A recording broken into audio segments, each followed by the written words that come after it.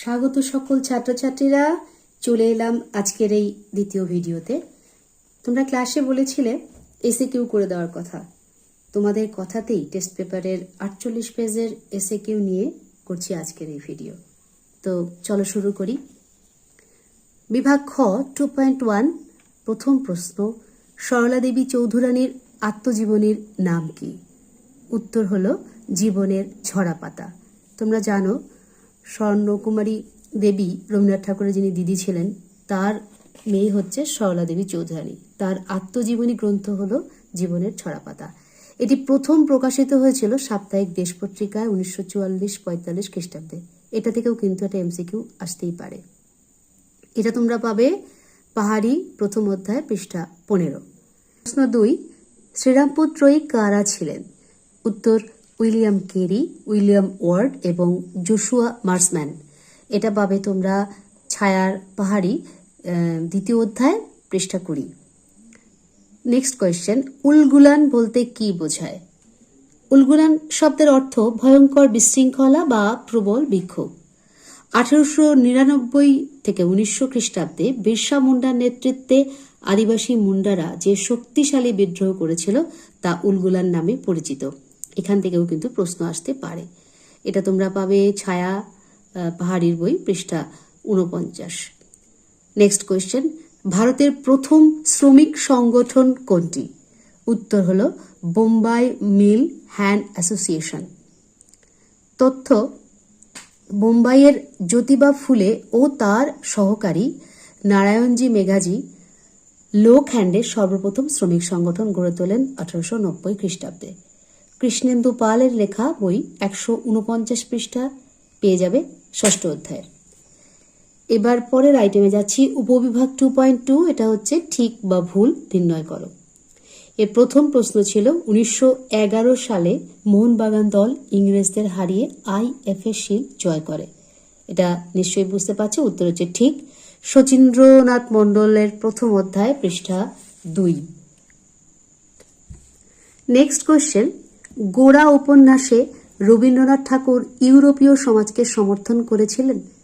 উত্তরটা অবশ্যই ভুল, কারণ রবীন্দ্রনাথ ঠাকুর কিন্তু কখনোই তার উপন্যাসে ইউরোপীয়দের সমর্থন করেননি। কারণ তোমরা জানো যে গোরা তার জীবন শুরু করেছিলেন হিন্দু দিয়ে আর শেষ করেছিলেন বিশ্ব মানবতায়।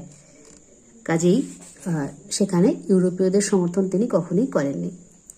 পরের কোশ্চেন, গিরনি কামগর ইউনিয়ন গড়ে উঠেছিল বোম্বাইতে। উত্তরটা সঠিক, মুম্বাইতেই গড়ে উঠেছিল। পরের প্রশ্ন, কলকাতা বিশ্ববিদ্যালয়কে ব্যঙ্গ করে বলা হতো গোলদিঘির গোলামখানা।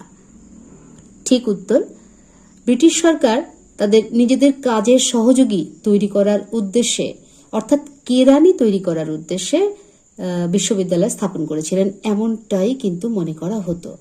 তাই গোলদিঘির কাছে স্থাপিত এই বিশ্ববিদ্যালয়কে ব্রহ্মবান্ধব উপাধ্যায় গোলদিঘির গোলামখানা বলে বিদ্রূপ করেছিলেন।